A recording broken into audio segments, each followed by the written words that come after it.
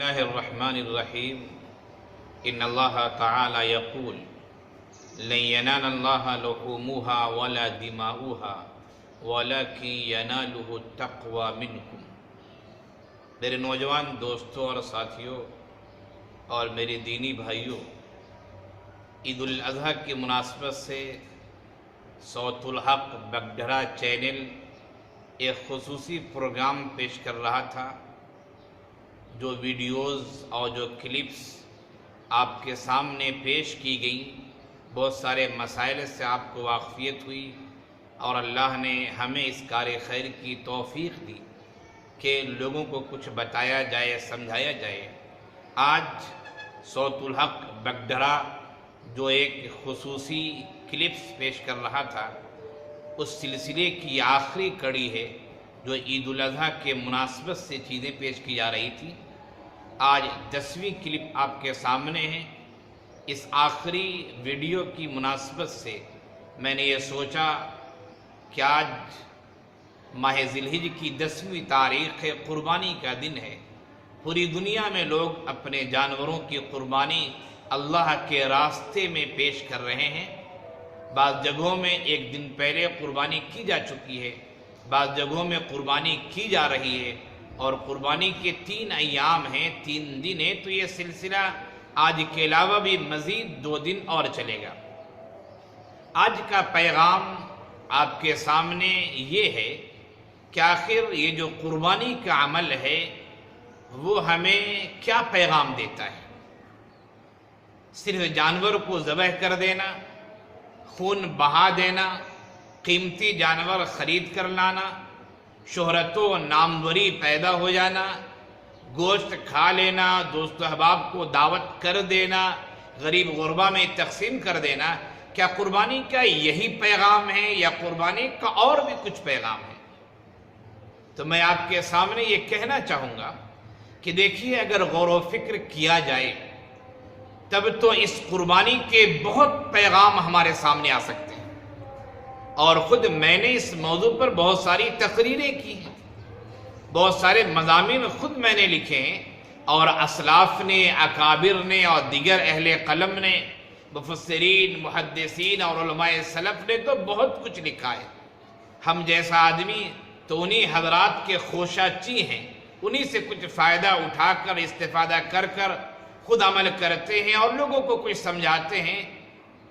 تو قربانی کے تو پیغامات بہت سارے ہیں، لیکن میں آپ کے سامنے آج کی اس مجلس میں، اس کلپس میں صرف 2 پیغام بتانا چاہتا ہوں کہ قربانی کے ان دونوں پیغامات کو آپ اچھی طرح یاد رکھیں، سمجھیں، اپنے دامن سے باندھ لیں، اپنے گریبان میں اسے محفوظ رکھیں۔ سب سے پہلا پیغام یہ ہے کہ اللہ تعالیٰ بندے کے دل کی کیفیت کو دیکھتا ہے کہ اس بندے نے جو اللہ کے راستے میں جانور کی قربانی کی، ایسا تو نہیں کہ سماج کے دباؤ میں آ کر قربانی کر رہا ہے، اگر میں نہ قربانی کروں تو لوگ کیا کہیں گے۔ ایسا تو نہیں کہ یہ بندہ شہرت و ناموری کے لیے قربانی کر رہا ہے کہ لوگ ہماری واہواہی کریں کہ اس نے اتنے جانور ذبح کیے ہیں۔ ایسا تو نہیں ہے کہ یہ بندہ قربانی اس وجہ سے کر رہا ہے تاکہ ہمیں گوشت کھانے کو ملے۔ آخر کس وجہ سے قربانی کر رہا ہے؟ یہ قرآن کی جو آیت میں نے پڑھی اسے اپنے سامنے رکھیے۔ اللہ تعالیٰ کا ارشاد ہے، لَن يَنَالَ اللَّهَ لُحُومُهَا وَلَا دِمَاؤُهَا وَلَكِن يَنَالُهُ التَّقْوَى مِنكُمْ۔ اللہ تعالیٰ کو تمہارے جانوروں کا گوشت نہیں پہنچتا ہے، اللہ تعالیٰ کو تمہارے جانوروں کا خون نہیں پہنچتا ہے، تمہارے جانوروں کی کھانے نہیں پہنچتی ہے، تمہارے جانوروں کے اعضاء نہیں پہنچتے ہیں، لیکن اللہ تعالیٰ تمہارے دل کے تقوی کو دیکھنا چاہتا ہے، طہارت کو دیکھنا چاہتا ہے، تمہارے اخلاص کو دیکھنا چاہتا ہے۔ حضرت ابو ہریرہ رضی اللہ عنہ بہت بڑے صحابی ہیں، راوی حدیث ہیں، انہوں نے ایک حدیث بیان کی، مسلم شریف میں وہ روایت موجود ہے کہ اللہ کے رسول صلی اللہ علیہ وسلم نے ارشاد فرمایا، ان اللہ لا ينظر الى اجسامکم ولا الى صورکم ولكن ينظر الى قلوبکم، کہ اللہ تعالیٰ تمہارے چہرے مہروں کو نہیں دیکھتا، اللہ تعالیٰ تمہاری شکل و صورت کو نہیں دیکھتا، اللہ تعالیٰ تمہارے رنگ و روپ کو نہیں دیکھتا، بلکہ اللہ تعالیٰ تمہارے دلوں کی کیفیت کو دیکھتا ہے۔ تو قربانی کا ایک پہلا پیغام آپ یہ لیں کہ ہمارے اندر اخلاص ہونا چاہیے، ہمارے اندر تقوی ہونا چاہیے، ہمارے اندر طہارت ہونی چاہیے، ہمارا عمل اللہ کو خوش کرنے کے لیے ہونا چاہیے، ہمارا عمل شریعت پر چلنے کے لیے ہونا چاہیے، ہمارے عمل میں ریاکاری نہ ہو، دکھاوا نہ ہو، ہمارے عمل میں شہرت و ناموری کی چاہت نہ ہو۔ یہ قربانی کا پہلا پیغام ہے، اور یہ قربانی ہی نہیں بلکہ ہر عمل میں ہمیں یہ مد نظر رکھنا ہے۔